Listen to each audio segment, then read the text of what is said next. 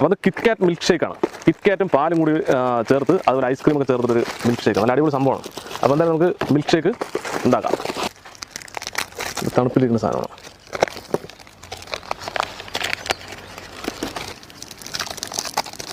നമുക്ക് ഷേക്ക് അടിക്കാം. നമ്മുടെ ചോക്ലേറ്റൊക്കെ മെൽറ്റ് ആയി തുടങ്ങി. പാലൊഴിക്കാം. ഐസ്ക്രീം നമ്മളതിൽ മധുരം ഇടുന്നില്ല. മധുരം ഇടുന്ന ആവശ്യമില്ല. സംഗതിയൊക്കെ മധുരമാണല്ലോ. ഐസ്ക്രീമും ചോക്ലേറ്റൊക്കെ മധുരമാണല്ലോ.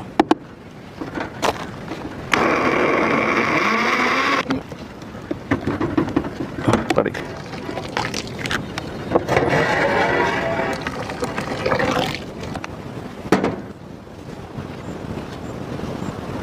എന്താണ് കിറ്റ്കാറ്റ് മിൽക്ക് ഷേക്ക്.